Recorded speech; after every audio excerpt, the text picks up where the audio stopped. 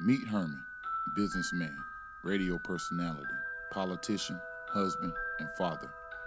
Herman would be considered successful by any standards, but tonight he would achieve notoriety once again in the most unfortunate chain of events. What was meant to be a night of fun and a show of support for less of a man who had achieved a fraction of what Herman had achieved on his own would result in an irreversible encounter with fate and irony, two things we are all too familiar with.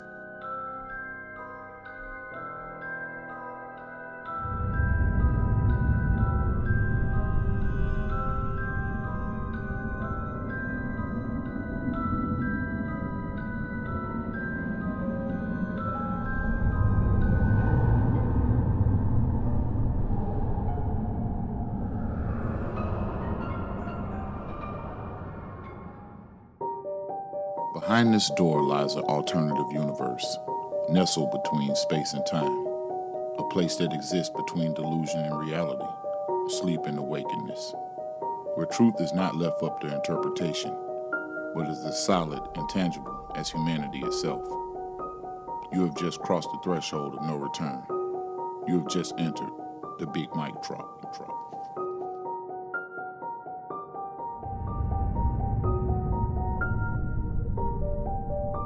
The Mic Drop.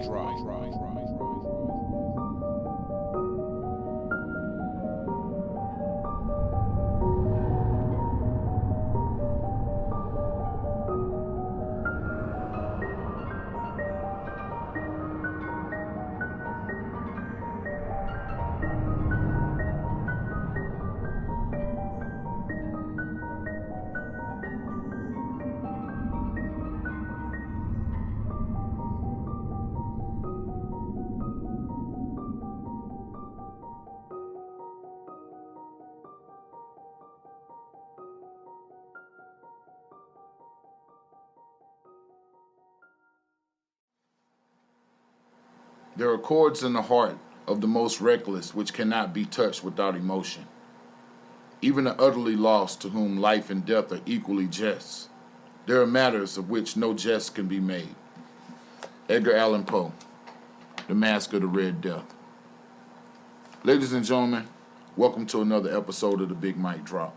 I'm your host, Big Mike, and this is the most unfortunate meeting that we've possibly had, because once again we see how irony plays and how the universe corrects itself and corrects course. Are we merely just pawns in a larger game?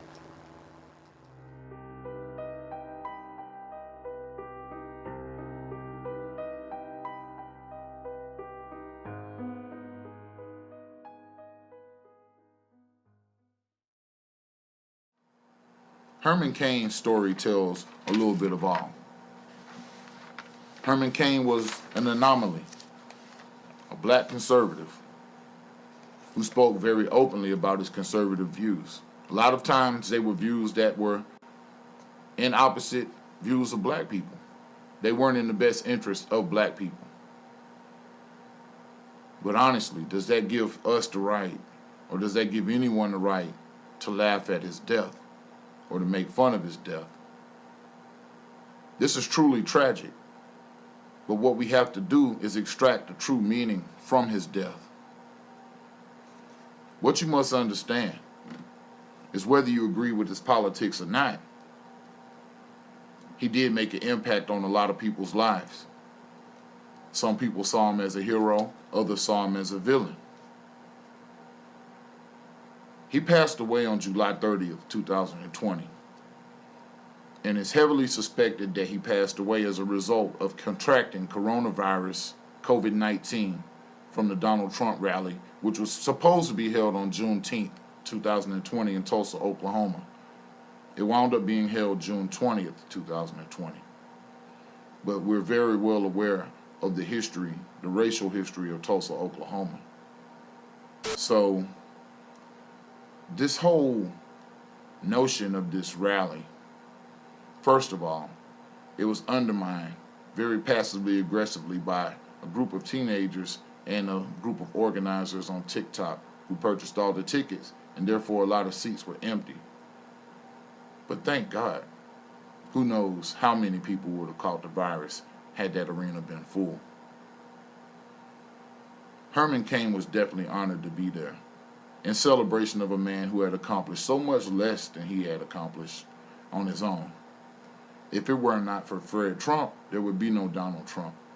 But Herman Cain was overall a self-made man.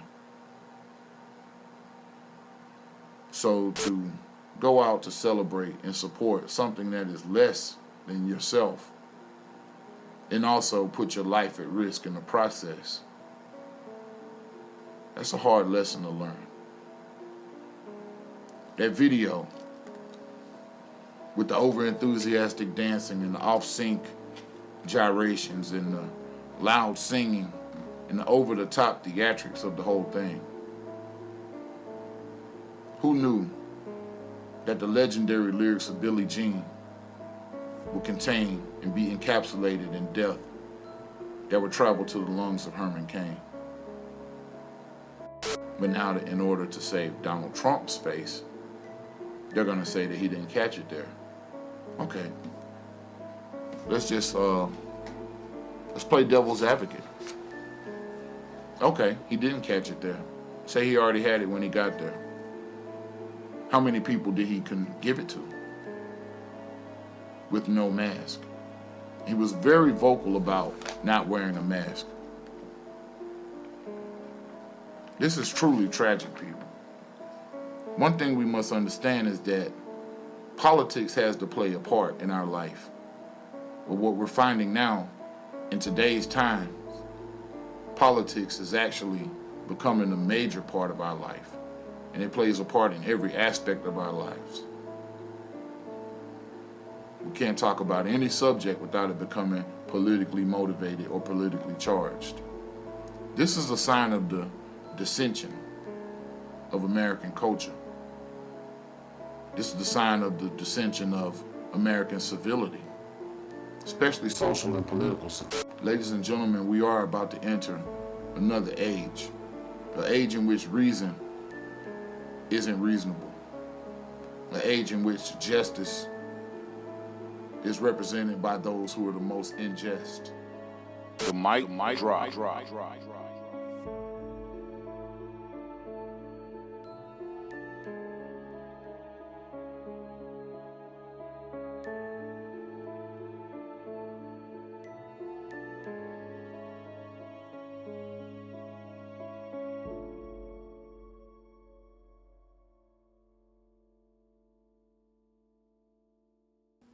Yo, what's up, ladies and gentlemen? It's your boy, Big Mike. Welcome back to the Big Mike Drop. I hope you enjoyed my little intro there. It wasn't meant to be funny. I had fun doing it, but it wasn't meant to be funny. It's a very serious situation. I'll say this. I hope people are getting an idea of how serious this virus is. I have hope that people are now starting to understand the ramifications of spreading this virus. Right now, the United States is at 160,000 deaths. I'm quite sure it was 159,864 right before I came on. I'm quite sure we're approaching 160,000 deaths. Last time we did the show, we were approaching 150,000 deaths, and that was 9 days ago. So this thing isn't playing. If you listen to the beginning of my Twilight Zone intro, I brought up The Mask of the Red Death by Edgar Allan Poe. And I read it this weekend again. Edgar Allan Poe is one of my favorite. And I read The Mask of the Red Death again this weekend because I actually finally just thought about it. Because I'm like, damn, that happened in the midst of a quarantine. I told my wife that. So I decided to go back and read it. And it was very telling and very pertinent to the issues that we're having right now and some things that we're going to talk about that's occurring in the news. So the premise of the story, and I'm not going to give you the whole thing, but check it out. You can get it free on Kindle. You can listen to it free on YouTube. The Mask of the Red Death, and that's Masque. So basically the premise of the story is a rich man in the midst of a plague. he calls his rich friends to come live at his house for the quarantine. They're very unsympathetic people to what's going on around him. He's losing a lot of property on a lot of people that are renting property from him and whatnot, people that tend to his property. But he doesn't care because he's rich. His name is Prospero, and that in itself was interesting because Prospero is the root to prosperity. So this Edgar Allan Poe had a strange way of lashing out at prosperity, especially with these tales of moral decisions that people had to make, and usually they made the wrong ones. But in this particular story, they were in quarantine for about 5 months, and Prospero then decides that he wants to throw a masquerade party. Long story short, uninvited guest comes, and that uninvited guest is death. Now, they had been in quarantine for 5 months with just one another, but somehow or another, this guest showed up at the party, and the rest is history. And that, definitely check out The Mask of the Red Death, because like I said, it's very pertinent. This isn't really a book review, but I just wanted to kind of put that on your mind, because it's a lot of people throwing parties right now. A big issue is spreader events, and they're talking about it. It's hot all over the news. Even in Los Angeles, the mayor of Los Angeles is actually trying to cut off people's power and water if they're throwing these house parties in these mansions. I don't really see how that's going to work. What up, Corman? Corman in the house. I don't see how that's going to work. I really don't. If I pay my power bill, then I can have whoever the hell I want to have over at my house. I would guess, that would be my thing. But we're going to look and see. We're going to keep an eye on that and see what's going on with that. But I believe in the Mask of the Red Death. Donald Trump will be Prospero. He's the man throwing the parties. And you got people like Herman Cain and the mayor of the governor of Ohio. The governor of Oklahoma's already gotten it. I mean, just look at the people that are contracting this virus. Look at how it's lining up. This isn't a good set of events right now. This isn't a good state of affairs that we're in right now. We're in a very dangerous time, and we have to watch out. So I named this one The End of White Supremacy, but I kind of gave it a question and an answer at the end. And is white supremacy a mental illness? Abso-fucking-lutely. And I'm saying that to say this. I'm not trying to talk about people that are white. I'm not trying to talk about people just because of the color of their skin. But if you listen tonight, we're going to break down why white supremacy is a mental illness. Just like Farrakhan said, any good attorney, he's going to let you know what he's going to prove, and then he's going to go about proving it. So tonight, my goal is to prove that white supremacy is a mental illness and has characteristics of mental illnesses. And I'll give some resources and some things that people can look at on their own and come to your own conclusion. Because I am hashtag fire your history teacher. Don't believe anything I'm telling you. But I'll put it on your mind, and you go do your own research. And maybe you can come on here and we can debate. That should be the way that works. But the things I took from this situation, the situations that have occurred over the past week, especially with the Herman Cain ironic situation, the theater of irony was what I called it. I start looking at the Ohio state governor. I start looking at Texas. I start looking at Florida, two of the highest rates of COVID contraction. Georgia's right there too, so we're not far behind of COVID contraction. But these are all battleground states, and I feel like the main thing Trump is going to run on is going to be these governors that'll back him up on saying that the coronavirus is a hoax, or it was created to ruin his presidency. And he's going to try to use these guys and women to get 4 more years in office, to continue messing this country up and taking us downhill. We can't take 4 more years of Trump.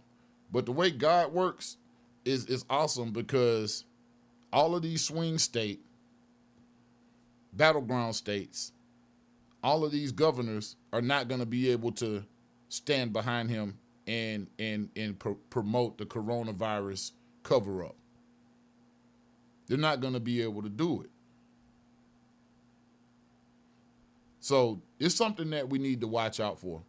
This thing is shaping up to be really, really, really crazy. I feel like this, and I'll say this, you can say you heard it here first. Not only is Trump going to lose, but he's going to suffer an agonizing defeat. It's going to be painful for even those who don't like him to watch, because he's going to go to such lows to maintain power. Watch and see. It's not presidential at all. So, asking the question, is white supremacy a mental illness? This is by no means an attempt to make light of mental illness. Trust me, my mother was in mental health my entire life, as far as being a nurse. So I grew up in that setting, in that milieu of mental health, going to clinics, going to, see patients, having patients of, people that were special needs come stay with us on the weekends. That's how that's how I grew up. So by no means do I make any light of mental illness when I talk about this. But I have to say this, and I have to say this with the utmost urgency to my people out here. You have Republican operatives that are trying to help Kanye West get on the ballot. That's something that's kind of scrolling on a ticker tape on the news at the bottom. You got to look at the ticker tape sometimes. But there are Republican operatives that are trying to help Kanye West get on the ballot. And so I'm going to ask this question to all those people that are on my page that hopefully are watching, that said they would vote for this dude. Why would you think that Republican operatives would want to get Kanye West on the ballot? You think they want to do it for them? I'm just asking. No. I'm going to answer it for you. No, they want to do it for the misinformed black population to siphon votes from Joe Biden, and Donald Trump can get in by default. At this point in time, he's so power hungry, he'll take a default. It's already an asterisk by his presidency anyway. So let's see. Watch and see, but stay vigilant as they're trying to steal the election. Yes, definitely stay vigilant of voter suppression. That's going to be a real big issue. They're going to try to wear you down at the polls. Just know it. The lines are going to be long. There's not going to be proper concessions for people. These are things you're going to have to think about before you go out there. These are things you're going to have to pre-plan for, almost like a camping trip. Plan the camp out when you go vote. Really. Take you a chair, get you some water, get you something to read. Make sure you got a battery pack for your phone. Whatever you need to do. You have to do this. Joe Biden is terrible, but Trump is worse. Yes. Once again, we're in a position of voting for the lesser of two evils. I'm going to be honest, I'm sick and tired of it, but at this point in time, I don't have a choice. I don't see another choice. And I can't let this election slide like I did last election. That's definitely not going to work. So we're going to have to get out there and we're going to have to grin and bear it with this one.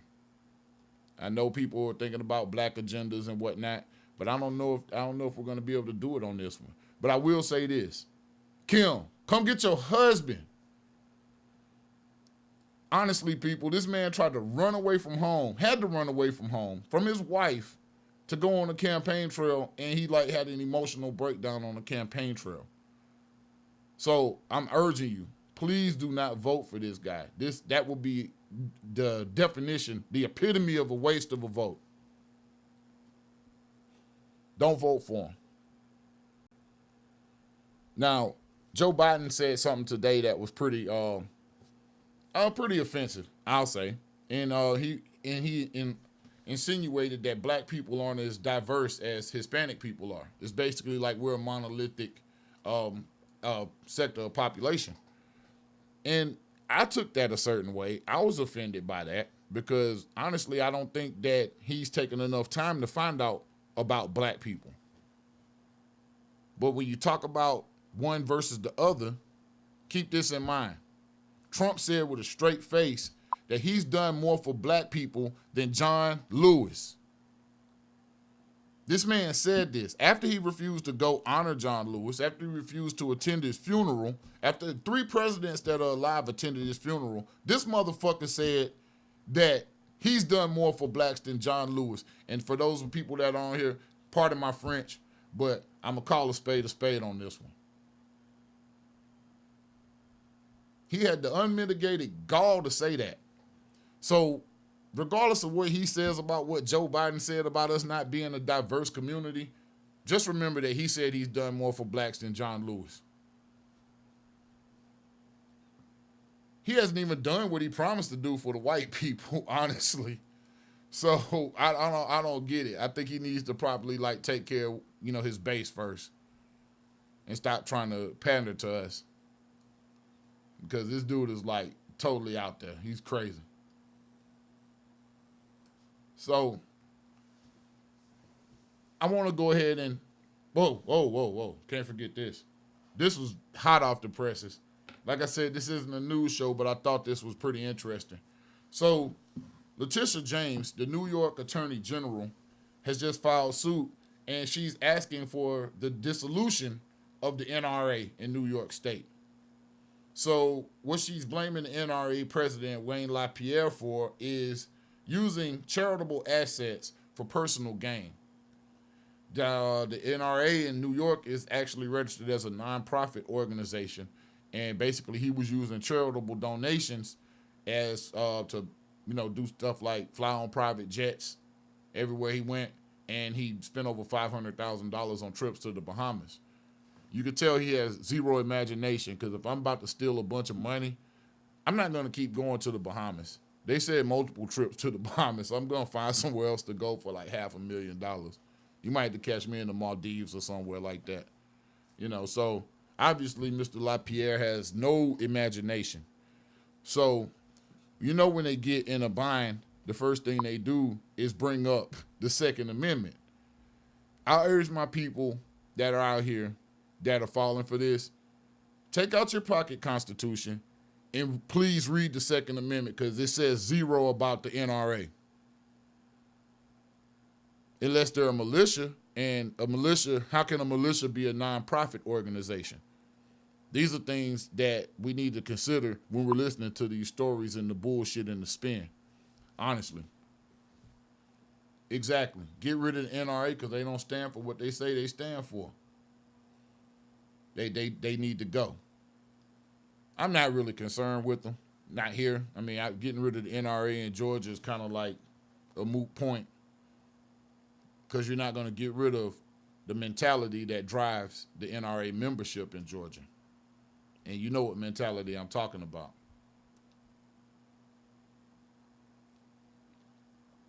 So that's pretty much the news today. I wish I had some better news to tell you, but unfortunately I don't. So what I want to do is I want to take a quick break, and I want to talk about the business drop that we're doing. So I'm doing the drop for small businesses. At first I said for black businesses, but I'm going to be honest. I'm rocking with small businesses as long as you understand and you have respect for the black liberation movement. And I'll do the vetting. But I would definitely like to talk to anybody that has any products to offer and people that are in business, because we need to stimulate our own economy right now. What up, Clarence? I see you in the house. Let's see what we got. Uh-oh. Let's see here. So, say, brother, I have to disagree with you, my brother, because racism is normative to this nation. What white supremacy is a state of delusion that is perpetuated. Uh-oh, let me get back on it. that is perpetuated by a sense of self-preservation. Using mental illness card has been something they have said as a scapegoat for the hateful acts they perpetrate. I agree with that, what you're saying to an extent. And I think what I'm saying is a tad bit different because really nobody's really admitted to being mentally ill in as far as white supremacy is concerned. So give me a moment. I'm gonna take this break and I'm gonna come back and let's see if you understand my point or if you accept my point. And definitely I would love to hear your opinion on it also. But that is a very interesting view, and I definitely agree with that in part. Let me go ahead and take this quick break, and I'll be right back.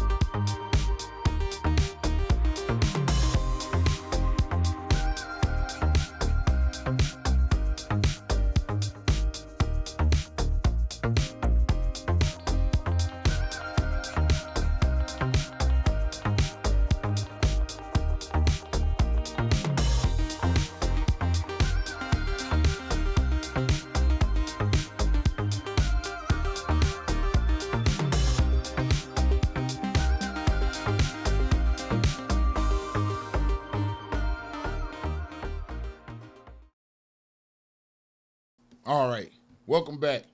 So, you saw the commercial, hit me up, info at bigmicdrop.com, at thebigmicdrop.com.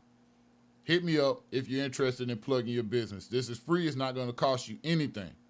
But I'm willing to introduce the people with the right business philosophies and the right businesses. I'm willing to introduce you to my audience. So please hit me up in the inbox, or you can hit us up at the email info at thebigmicdrop.com if you're interested in plugging your business. So let's get back on what we were talking about. So my brother Clarence came on, and he's basically stating that racism is normative in this nation. And yes, I totally agree with that. But one thing I have to do is I started digging because like so many others before me, we're on the backs of some giants. We have the shoulders of giants to stand on in order to do our research and to see a little bit further than maybe they saw by standing on their shoulders, and hopefully the next generation will do that to us. So I started looking at some people, Dr. Frances Cress Welsing, and she came up with a definition of racism. But after further research, I found out that she actually got it from somebody. So it's a gentleman that I was actually had already discovered last year sometimes that is very interesting, and he's actually the one who made a functional definition of racism, and that was Nellie Fuller Jr. And he's basically a sociologist, older black guy. I think he was born in 1929, so he's an elderly man. I don't even know if he's still alive. I didn't find much information on him, and there wasn't a Wikipedia page on him, and that was kind of unusual. But if you listen to this brother is like super duper deep, and he breaks down what racism is, and he breaks down what white supremacy is, and he's a crusader against the system of white supremacy. So let's think about, first and foremost, what is white supremacy? White supremacy is a thought that basically white people are better and deserve to be in charge of everybody in the world that's not white. That sounds crazy in itself.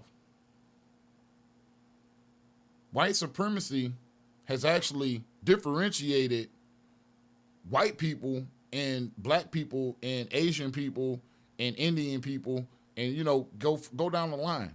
It's differentiated them as if we're different species of individuals. which is nothing further from the truth. So I started looking at Dr. Frances Cress Welsing because I wanted to know what she thought.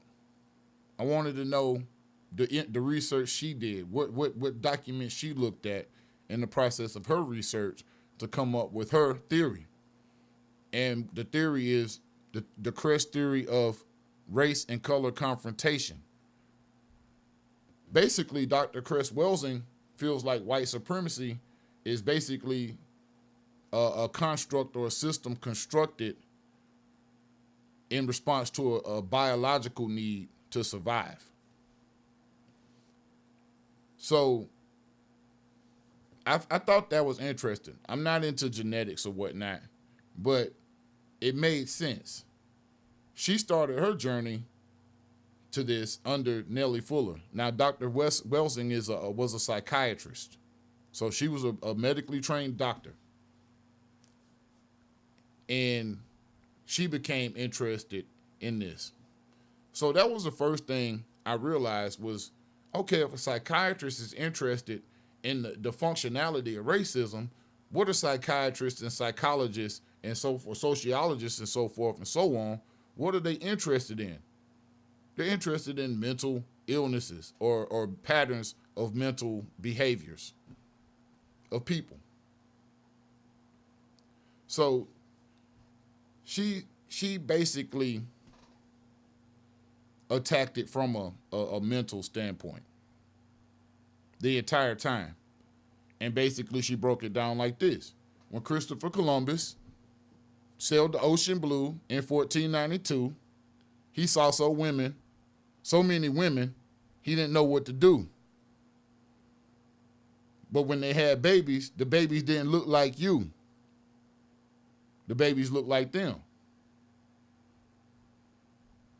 One thing people realized in Europe when they started traveling the world was that everybody they encountered had color. They were different color. And the relationships that they created with these people, if that relationship ended up in sex and a child was born, that child did not maintain the white color. From a genetic standpoint, the white gene was the recessive gene, and actually is. And I think that was Linnaeus that noticed that in lab rats.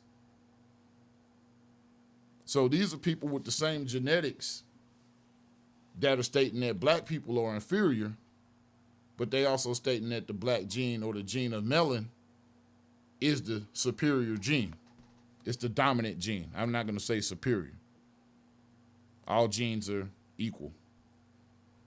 But there's a gene that's a dominant gene. There's a gene that takes the recessive. So that's Dr. Cress Welsing. And if you check me out on YouTube, I'll have these videos linked in the description. I'm not going to stop on that just yet. Like I said, I asked myself the question, why would a psychiatrist be interested in racism as a behavior? Now, Neely Fuller Jr. described racism as this. Racism is a system, and white supremacy is the only functional form of racism in existence. It's the only functional form of racism that's ever been in existence. That's according to Dr. Neely Fuller. So it led me to think a little bit more.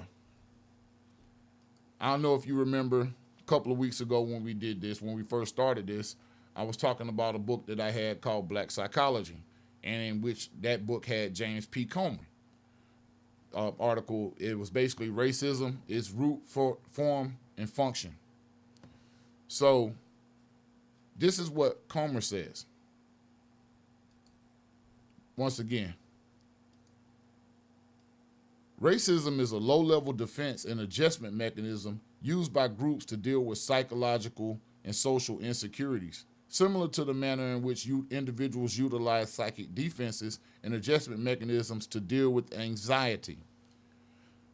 So once again, he comes up with something that sounds a lot like a mental illness. People that suffer from a lot of anxiety, high anxiety, that can actually move you to the point to where you can't function in life, in one or more areas of life, one or more major functions. So that's actually the definition of a serious mental illness. Also, here's the deal also. Racism is manifest in at least four major forms, and in a racist society is transmitted from generation to generation as a positive social value, similar to patriotism, religion, and good manners. Once again, another sign that this isn't right. Because here's the deal. If a system is right, you don't have to disguise the system as something else in order to get other people to go along with it. That's what's happening right now, is that people are not falling for the deception. And this is white people, black people included. They're not falling for the deception. And the people that are falling for the deception, what are they? They're either hyper-religious, hyper-patriotic. Come on, man, think about it. You got to think about that. So, and I got notes on this one. I'm not even going to lie to y'all because there was so much information that I had to cover. And I want to open up the phone lines here in a moment. But let's go over what Neely Fuller said, and then Frances Cress Welsing eventually adopted. They both say the same thing. So, and she admits that she got it from him first. So once again, racism is a system of behavior in which the actors may or may not know they are part of the system. Now, like I said, Welsing said it could be a genetic survival mechanism. But we do know one thing. It's manifest in about 9 different components, is what Neely Fuller and Frances Welsing say. 9 different components. I'm going to maintain that it's 10. I'm going to assert that it's 10. But let's go into it. You got economics.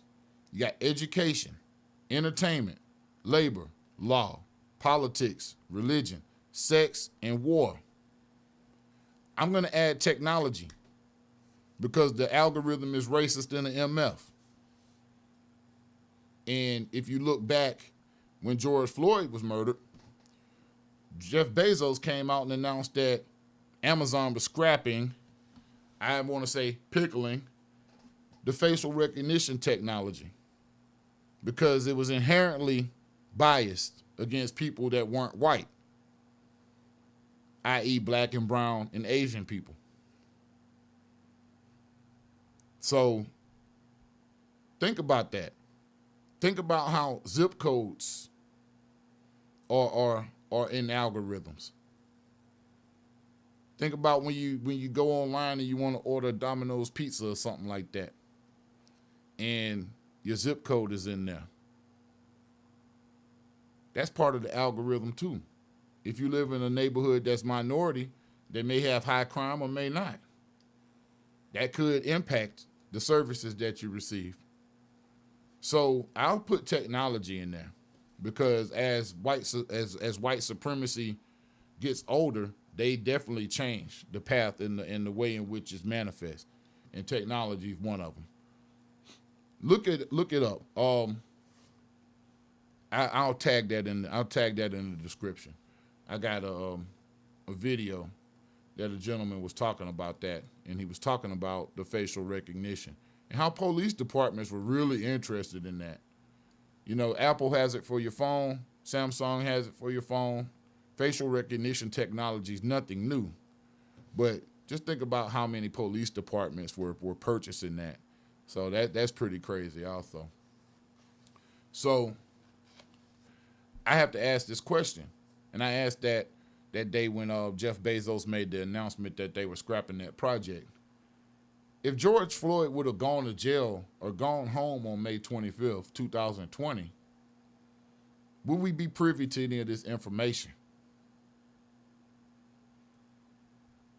See, what horrifies me is that none of the conversations that we're having right now would be taking place had George Floyd not lost his life the way he did.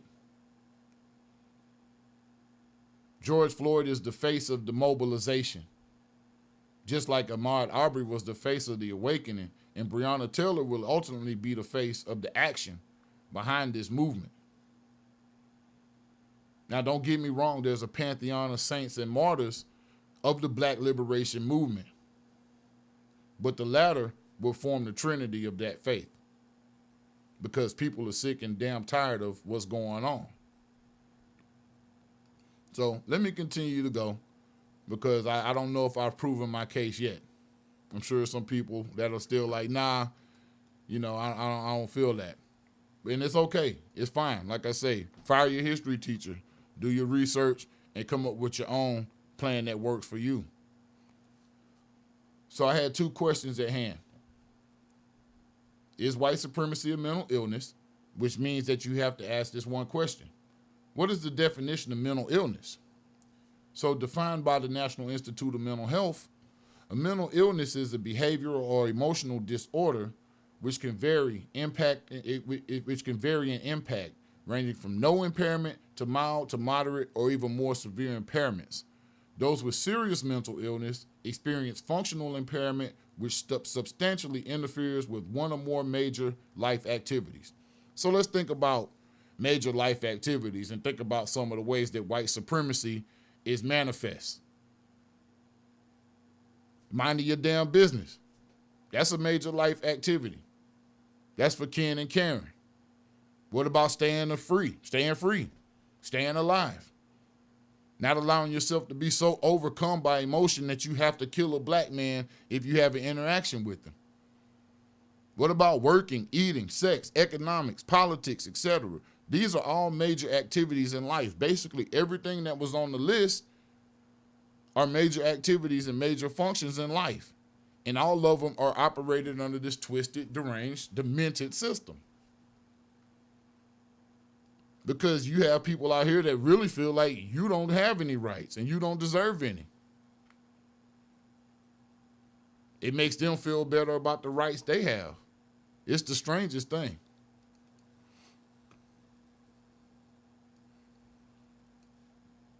So let's look at some mental disorders and some things that I see that are prevalent in this system of white supremacy. Sociopathic or antisocial behavior. Now, that's behavior characterized by a total disregard for other people. Now, think about the inability of some people that you know, a lot of white people, to acknowledge that Black Lives Matter. Think about how much that pains some people. Even some elected officials cannot bring themselves to say those words because it pains them to say that. That's a disregard for other people. So sociopathic or antisocial behavior is definitely something that's practiced by white supremacists.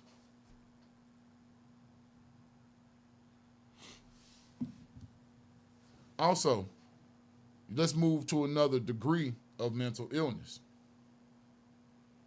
I will say this. Pay very close attention to your so-called friends on your page, especially social media, because that's where it's starting to leak out at. It's busting at the seams. It has to come out. But pay close attention to those who always have something negative to say about Black Lives Matter movement or the Black Liberation movement. You got to think about that. You got to think of anybody that can extract the negative out of this situation, and that's all they portray. It's not like they're coming with a balanced approach to it. They're coming with the negative implications of everything, every aspect of it.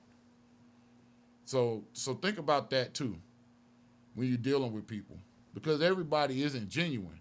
And one thing about white supremacy is that it's based on deception.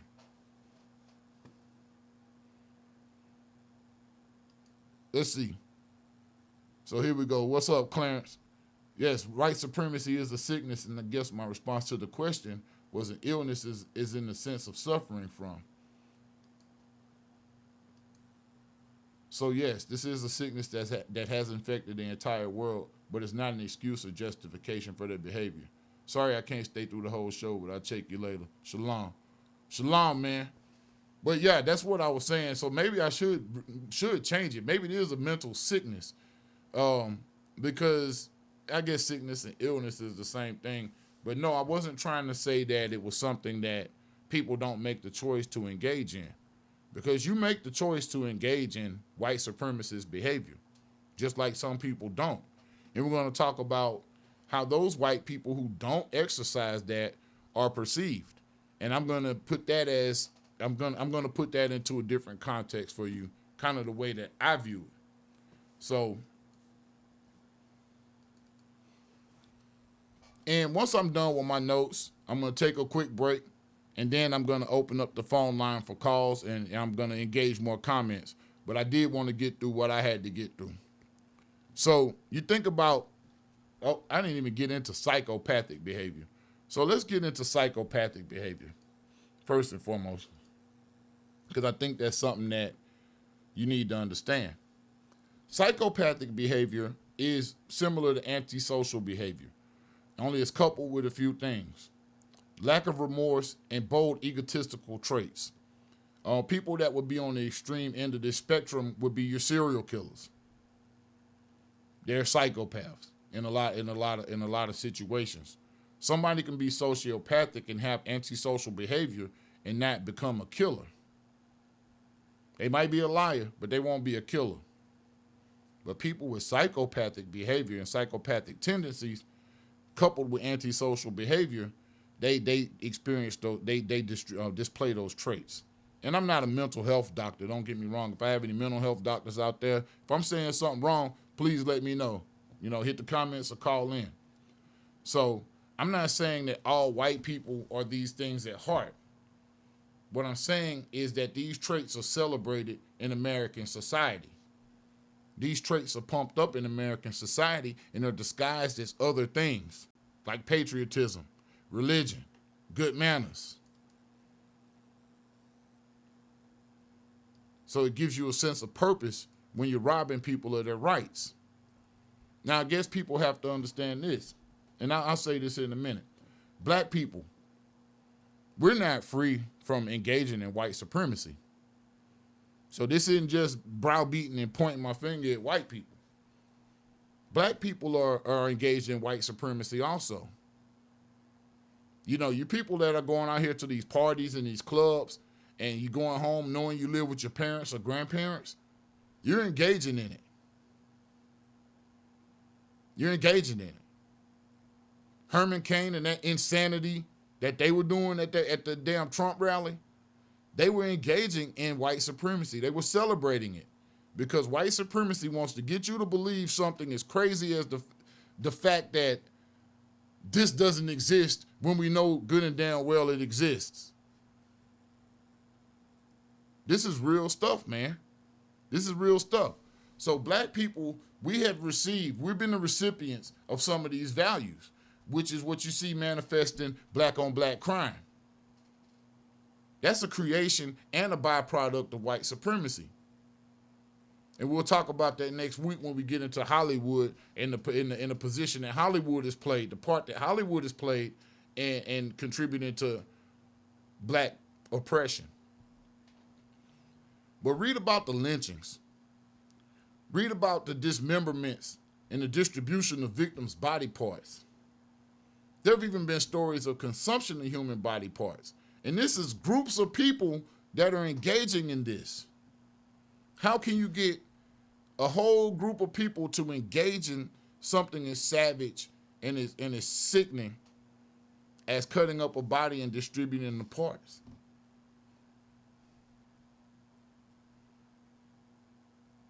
Fire your history teacher. Be your own history teacher. These things are in books, letters. All you have to do is hit your library. You can find it, I promise you. A lot of times you only have to do that. Get you one of these joints right here. Get you one of these right here. This is every book you ever want. I just had to put it in perspective. Now let's bring it even further into perspective. These things happen, these lynchings and these terrible atrocities happen and occurred because of a construct that is totally artificial. The construct of race It's totally artificial, and I can prove it. African people find it pretty difficult to bond with African American people in a lot of situations. You know why? Because no racial bond exists. Cultural bonds exist, tribal bonds exist, but there's no racial bond there. If we were a truly different species, that bond would be naturally present. So white supremacy is acted out on a stage of totally artificially made up bullshit. If race existed, Europe wouldn't have spent the 600 years prior to the Renaissance fighting one another, other European nations, killing. I mean, look at World War II, all the way up to World War II. These nations are fighting one another. They're killing one another. Look at Russia today. They're killing people. They look just like them. If there was a racial bond, then you wouldn't see that on the level that you see it. If they were truly different species, or we were truly different species. This form of self-preservation, looking out for your species, would be naturally programmed. One thing about it is cats, you don't go see lions and tigers lounging together. They ain't lamping together. Or lions and cheetahs, or whoever lives in lions and jaguars, panthers. They don't hang out together, even though they're all cats.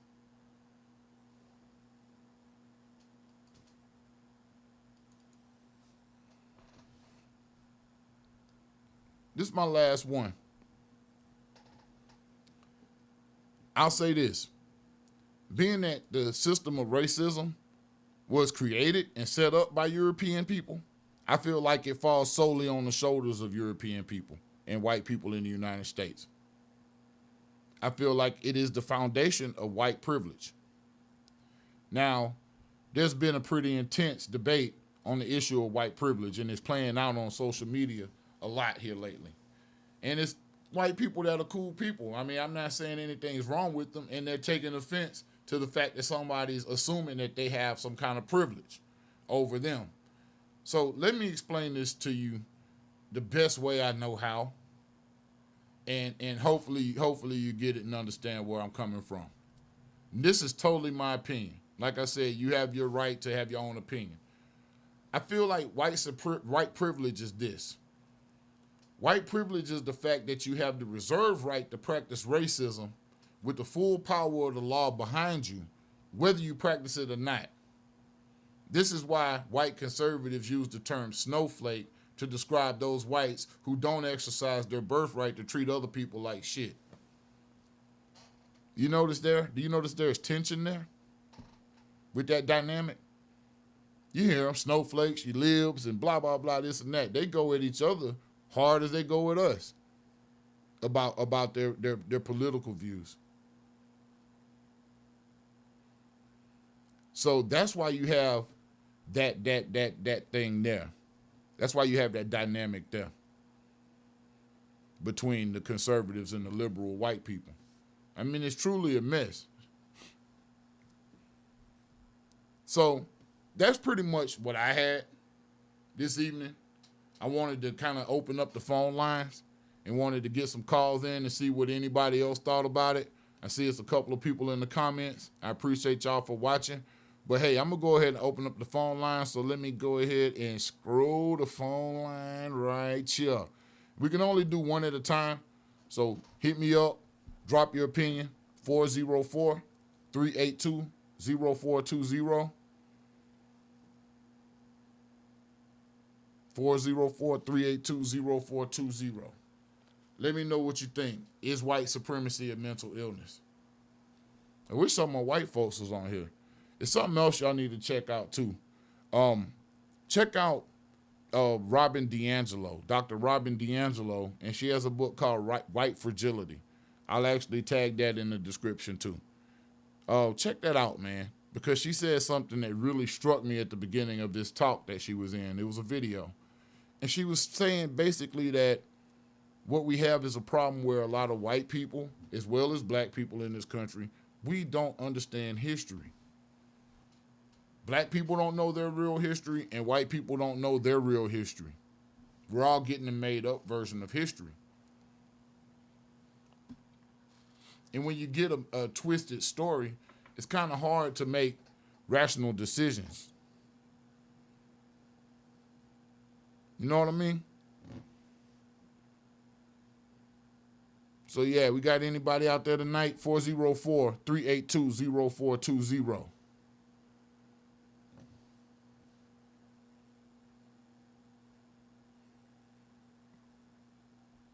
Let's do. Give me one moment, y'all. I'm about to take a quick break. I'll be right back. I'm gonna let this commercial rock for one moment. Be right back.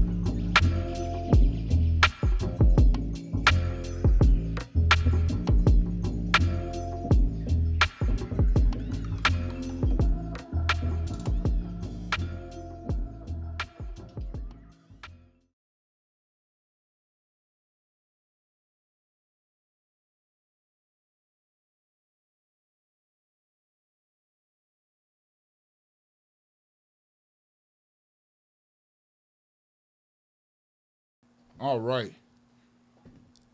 Well, ladies and gentlemen, I appreciate y'all for joining the show tonight. This has been the Big Mic Drop. We'll be back next Thursday at 8 p.m. Don't forget to vote your vision.